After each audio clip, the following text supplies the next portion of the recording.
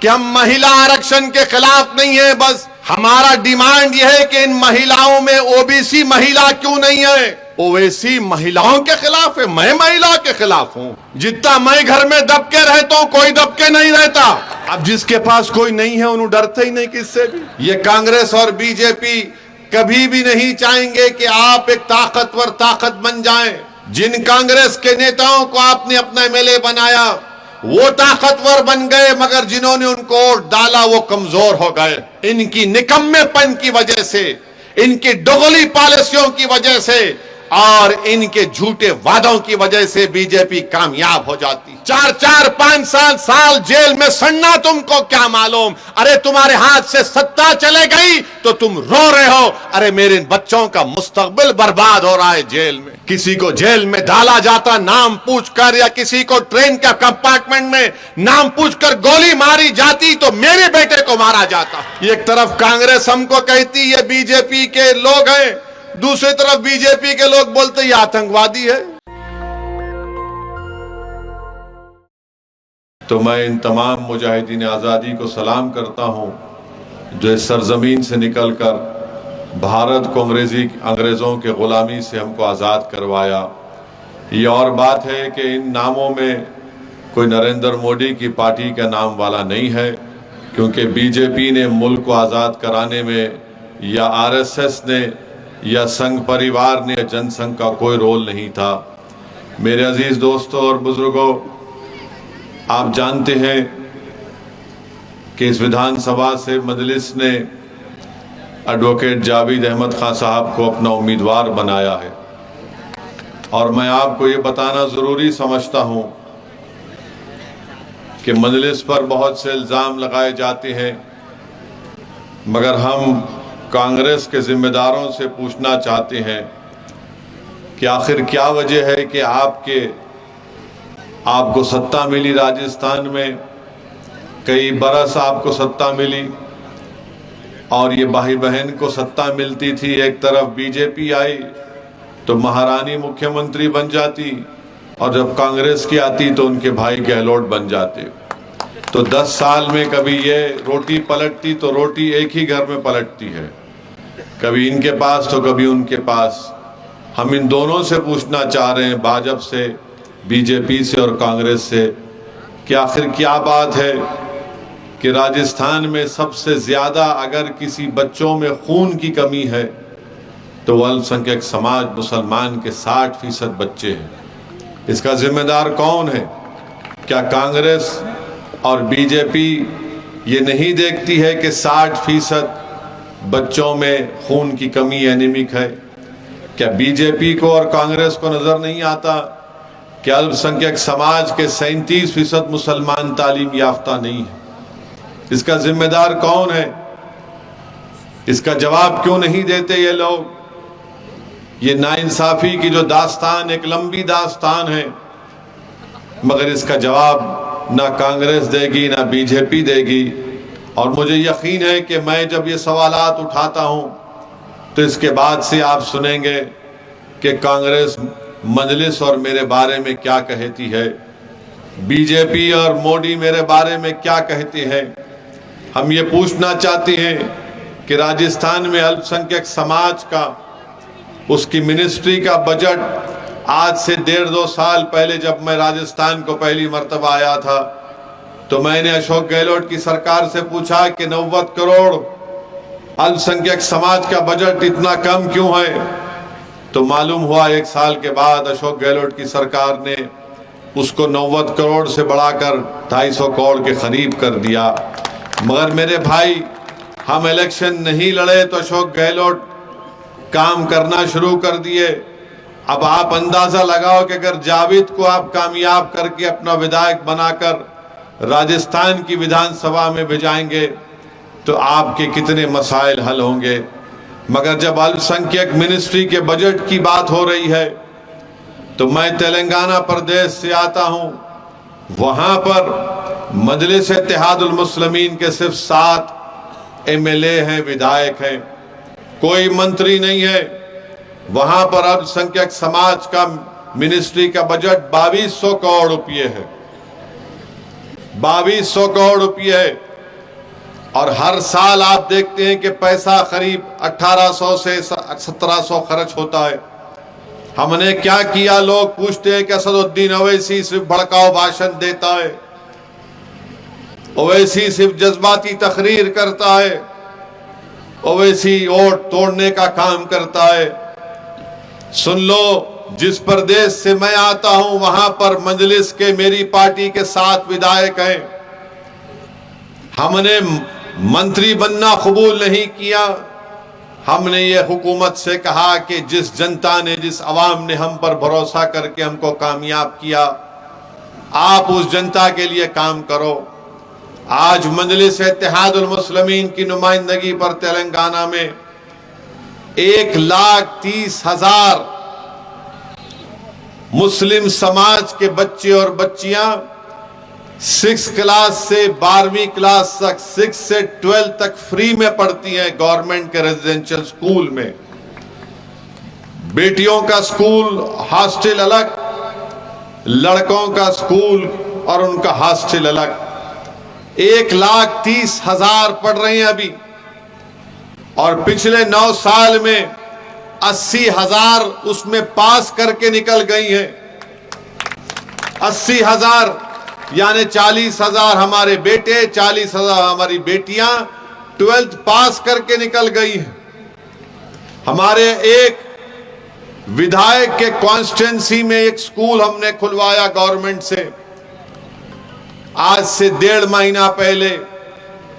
वहां के 3 बच्चे मेरे पास आए और आकर मुझसे कहा कि असदुद्दीन ओवैसी, हमने आपने गवर्नमेंट से जो रेजिडेंशियल स्कूल खुलाया, जूनियर कॉलेज जिसको तब्दील किया गया था स्कूल से, हमने यहां से तालीम हासिल की, हमने नीट के एग्जाम में क्वालिफाई हुए और हम गवर्नमेंट के मेडिकल कॉलेज में हमको एडमिशन मिला है MBBS की डिग्री करने के लिए।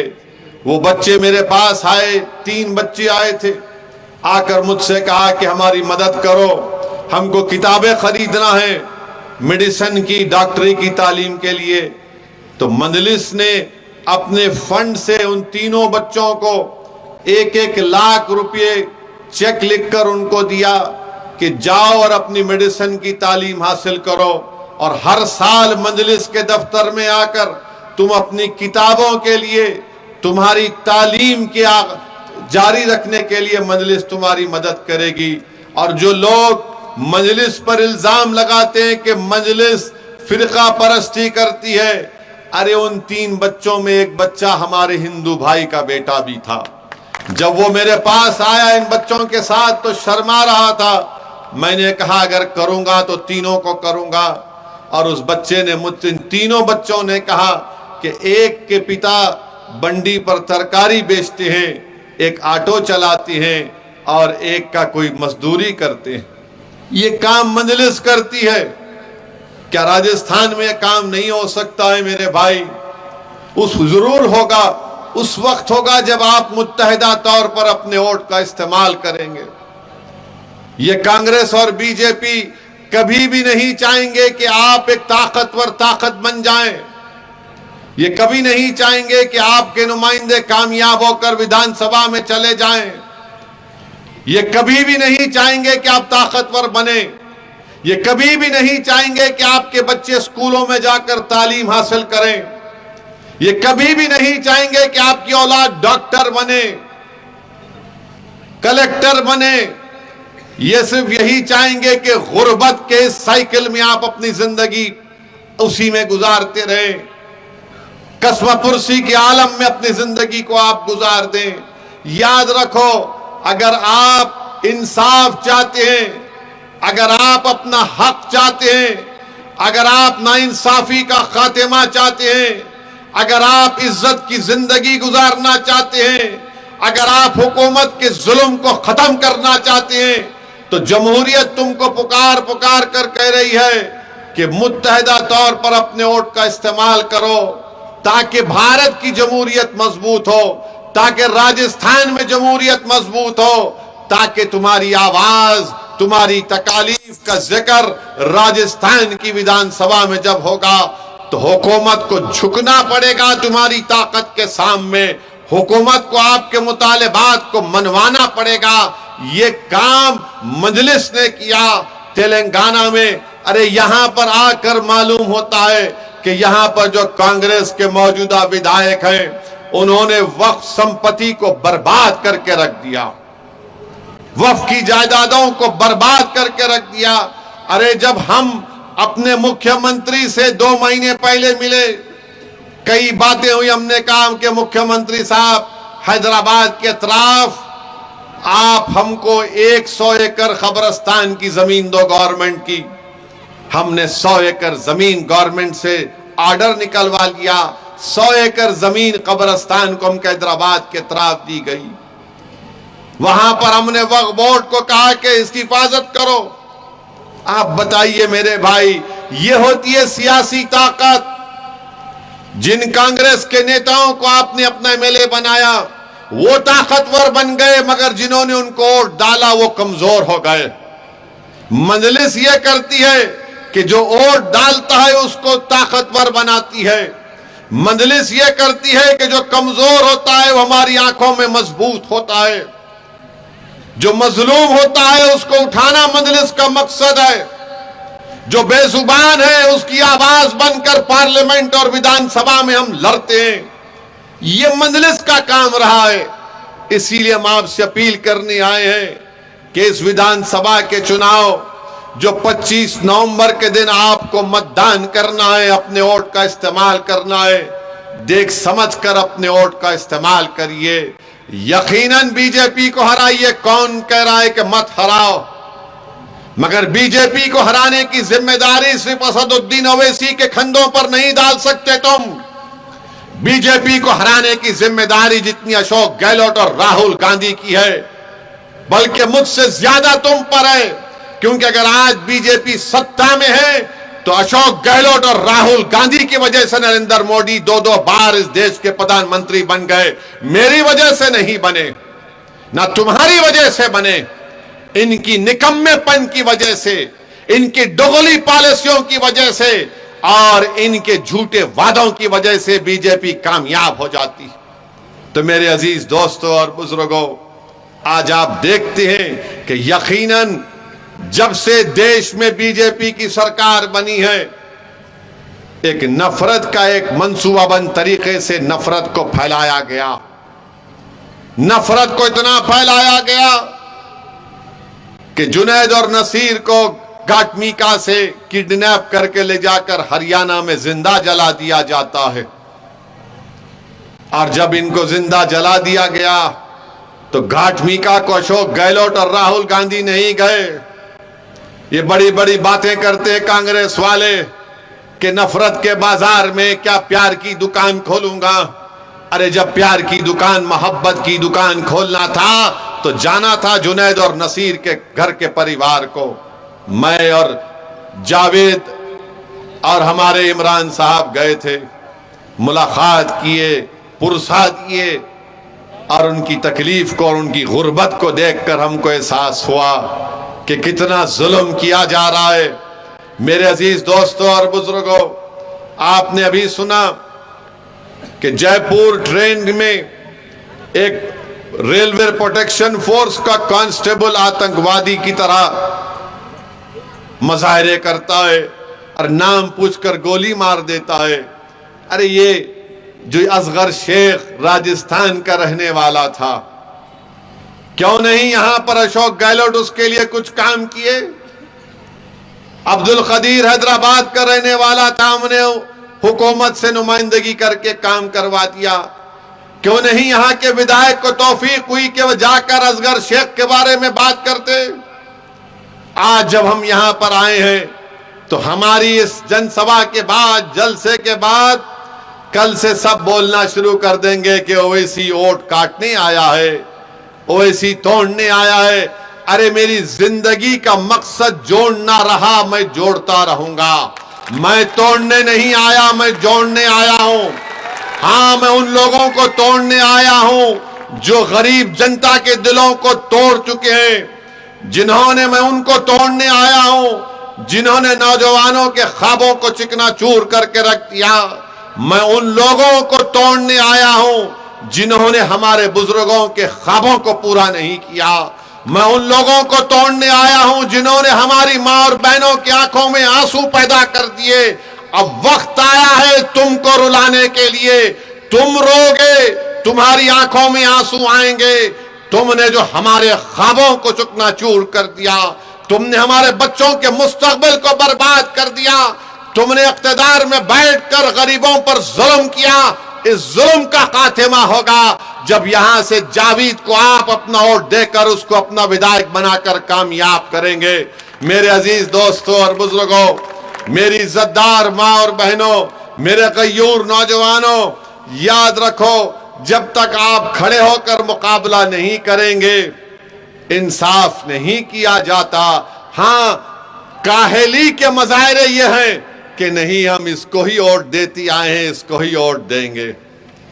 अगर तुम हरकत करना चाहते हो, अगर तुम दुनिया को बताना चाहते हो कि तुम्हारे सीनों में धड़कता हुआ दिल है, अगर तुम इन तमाम कांग्रेस और बीजेपी के नेताओं को बताना चाहते हो कि अब हम तुम्हारे झूठे दिल फरेब वादों का शिकार नहीं होंगे, तो आपको खड़े होना पड़ेगा। हां, आसान काम है कि वोट डाल दो इनको और फिर 5 साल जुल्म सहते रहो, नाइंसाफी सहते रहो। मगर याद रखो, जो लोग ये सोच रहे हैं, ये मर्दानगी के मजाहरे नहीं है, ये बुज़दिली के मजाहरे हैं।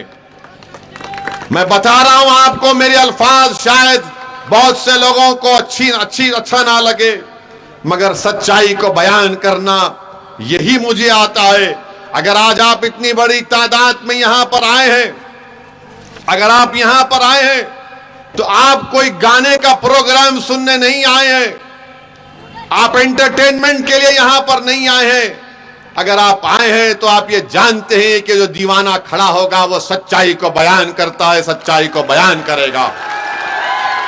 मैं आपको एक पैगाम दे रहा हूं और पैगाम यही है मेरे अजीज दोस्तों और बुजुर्गों, मेरे गयूर नौजवान साथियों, कि आपने बरसों मुख्तलिफ सियासी पार्टियों को वोट दिया है। कांग्रेस वाले तो मुझे गाली देते हैं, गाली देते रहिए, मुझे कोई फर्क नहीं पड़ता। इनका नेता राहुल गांधी ऐसा है कि जो उसको लिख के दे दिए वही तोते की तरह बोलता है। हैदराबाद तेलंगाना को आकर के MIM आसाम में इलेक्शन लड़ती है। मैं जिंदगी में आसाम में इलेक्शन नहीं लड़ा, मगर राहुल गांधी तुमने कह दिया, अब सोच रहा हूं आसाम जाऊं। आसाम में इलेक्शन लड़ते हैं। राहुल गांधी, ये तो बताओ कि तुम मजलिस को गाली देते हो, तो क्या शिवसेना दूध की धुली हुई है?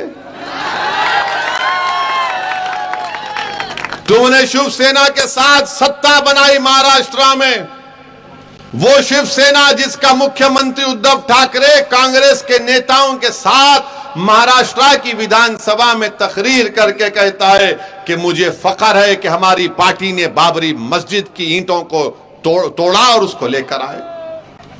जब तुमको सेकुलरिज्म याद नहीं आया, जब भारत की पार्लियामेंट में 2019 में नरेंद्र मोदी की सरकार ने सबसे गंदा काला कानून UAPA जो इंदिरा गांधी के जमाने में कांग्रेस ने बनाया, उसको और गंदा किया, तो यही कांग्रेस ने मोदी का साथ दिया था। कौन उसके खिलाफ वोट दिया? सदुद्दीन ओवैसी ने उसके खिलाफ वोट दिया था, इम्तियाज जलील ने उसके खिलाफ वोट दिया था। अरे तुम जेल को नहीं जाते, जेल को मेरा बेटा और भाई जाता है। तुम जेल को कहां जाओगे? तुम्हारे बाल को धूल लग गई तो तुम आसमान को सर पे उठा लेते हो और मुझे जिंदा जला दिया जाता है। तुमको क्या मालूम जेल क्या होती है? तुमको क्या मालूम 4-4, 5-7 साल जेल में सड़ना? तुमको क्या मालूम? अरे तुम्हारे हाथ से सत्ता चले गई तो तुम रो रहे हो, अरे मेरे बच्चों का मुस्तकबिल बर्बाद हो रहा है जेल में। तुमको उसकी फिक्र नहीं है। सत्ता हमारे हाथ से चले गई, अरे हमारे हाथ से तो सब चीज चला गया। घर किसी का टूटता है तो मेरा टूटता है, तुम्हारा नहीं टूटता। किसी को जेल में डाला जाता नाम पूछकर, या किसी को ट्रेन के कंपार्टमेंट में नाम पूछकर गोली मारी जाती, तो मेरे बेटे को मारा जाता। मेरे अजीज दोस्तों और बुजुर्गों, इस नफरत का खात्मा कैसे होगा? इस डर का माहौल कैसे खत्म होगा? और याद रखो, कोई आसमान से उतर कर आने वाला नहीं है, कोई जमीन के नीचे से निकल कर कोई आने वाला नहीं है। आपको हल करना पड़ेगा, ताकतवर बनना पड़ेगा, और उसी वक्त होगा जब आप मुत्तहिद होंगे। मुझे कोई परवाह नहीं कांग्रेस क्या कहती है मेरे बारे में। तुम जितना मुझे गाली दोगे उतना मुझे रात में नींद अच्छी आती, याद रखो कांग्रेस वालों। और तुम्हारे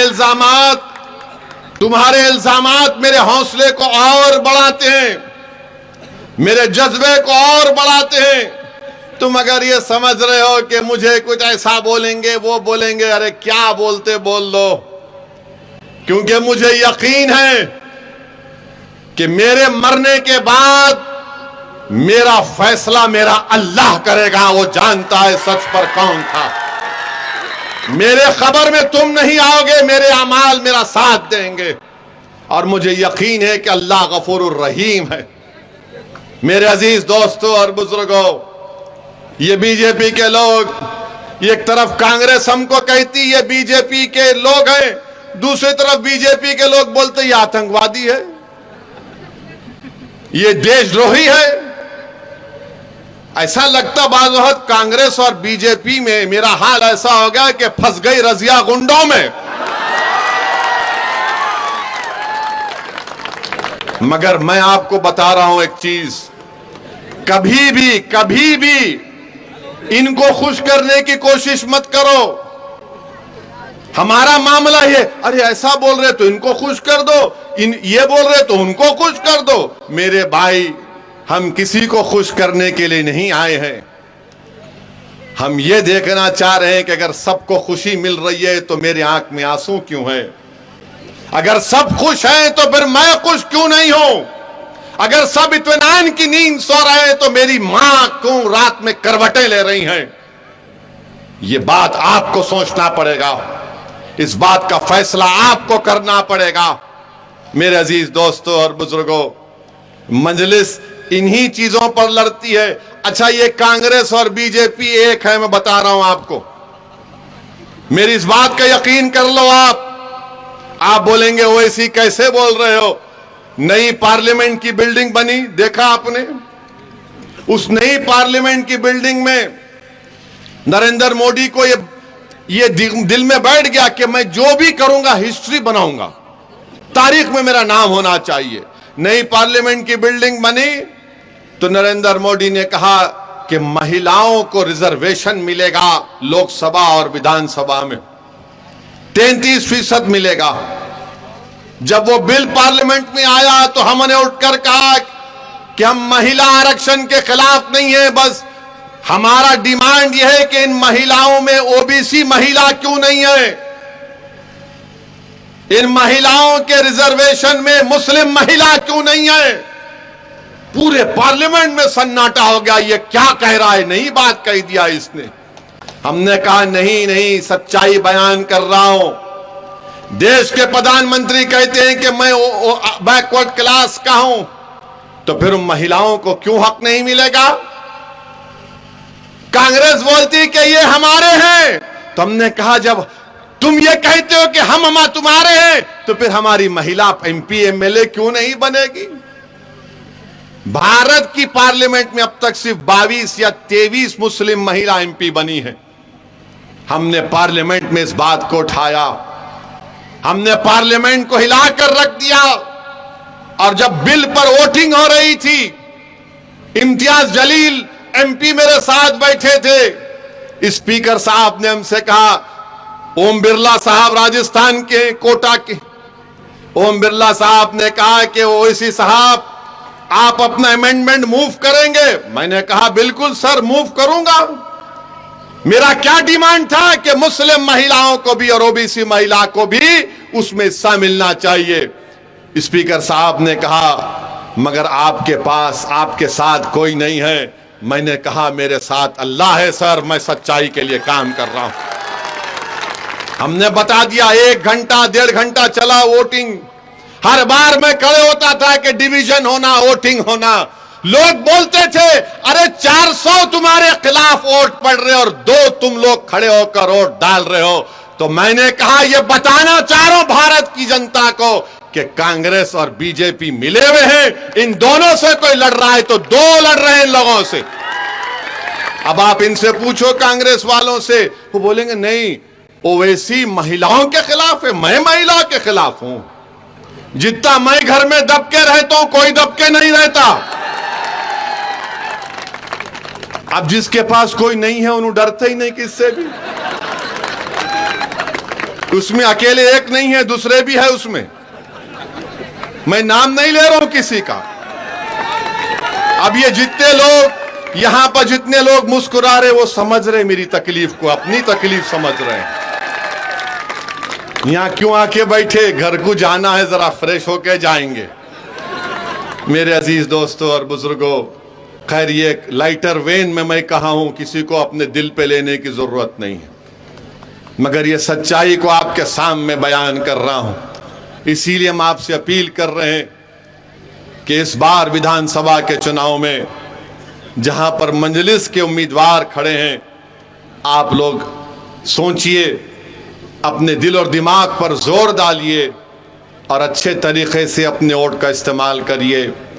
मुझे यकीन है कि आप लोग इस जमहूरियत के फेस्टिवल में आप हर आदमी, हर महिला, हर बच्चा जिसको वोट डालने का हक है वो निकल कर वोट डालेगा। मेरे अजीज दोस्तों और बुजुर्गों, यकीनन जुल्म और कमजोरी डिस्क्रिमिनेशन है, मगर मेरे अजीज दोस्तों और बुजुर्गों, मुझे आज कहने दीजिए, मैं सलाम करता हूं उन फलस्तीनियों को जो सब कुछ लुटने के बाद भी सीना तान कर खड़े। मेरे अजीज दोस्तों और बुजुर्गों, मेरी आपसे गुजारिश है कि आप मजलिस का साथ दीजिए, मजलिस को मजबूत करिए। हाँ, कांग्रेस के पास बहुत कुछ है, बीजेपी के पास बहुत कुछ है, मगर जमहूरियत में जब जनता कोई बात को तय कर लेती है तो इनकलाब लिखा जाता है उस सरजमीन पर। तो मेरी आपसे गुजारिश है कि एक मर्तबा आप मजलिस का साथ दीजिए। मेरे भाई, 50-60 साल आपने कांग्रेस बीजेपी का साथ दिया, कितनी नस्लें हमारी उनका साथ देंगी। हमारे बुजुर्गों ने कुछ सोचकर उम्मीद पर उनका साथ दिया, उनसे वफा नहीं की गई, उनको धोखा दिया गया। 4 नस्लें जा चुकी हैं और आज भी वही दिल फरेब झूठे वादे किए जाती हैं कि इनको हराना है। अरे यकीनन बीजेपी को हराएंगे हम। अगर मैं आपसे कहूंगा कि आपने क्या बीजेपी को वोट दिया तो आप सब कहेंगे कि हमने नहीं दिया मोदी को वोट। अगर मैं पूछूंगा तो क्या आप बीजेपी को देंगे तो आप बोलेंगे नहीं देंगे। मगर बीजेपी जीत क्यों रही है? ये निकम्मों की वजह से, ये कमजोरों की वजह से, हमारी वजह से नहीं जीत रही है बीजेपी। हर कांग्रेस का नेता बोलता ओवैसी तुम्हारी वजह से, मैंने कहा मेरी वजह से। आओ बहस कर लेंगे, मुकाम और वक्त तय करो, 5 मिनट के अंदर तुम भाग जाओगे सामने से मेरी वजह से। क्या पूरी भारत में मैं एक ही मर्द तुमको नजर आ रहा हूं? तुम क्यों नहीं रोक रहे बीजेपी को? तेलंगाना में हमने बीजेपी को टाई टाई कर दिया, बाय बाय कर दिया। 1,20,000 बच्चे बच्चियां पढ़ रही हैं। बीजेपी में इतनी हिम्मत नहीं है कहने के लिए कि बंद कर देंगे। तेलंगाना में बीजेपी को हमने रोक दिया, तुमने क्या किया बताओ? मेरे अजीज दोस्तों और बुजुर्गों, मेरी आपसे गुजारिश यही है कि 25 नवंबर के दिन आप अपने के कोड का इस्तेमाल करिए। नेशनल दस्तक की आपसे गुजारिश है कि अगर इसको बचाना चाहते हैं तो नेशनल दस्तक को सब्सक्राइब करने के लिए रेड कलर के सब्सक्राइब बटन को दबाएं, फिर बेल आइकन की घंटी दबाएं। नेशनल दस्तक को बचाने के लिए बहुत जरूरी है कि हर खबर को शेयर करें, लाइक करें, कमेंट जरूर करें।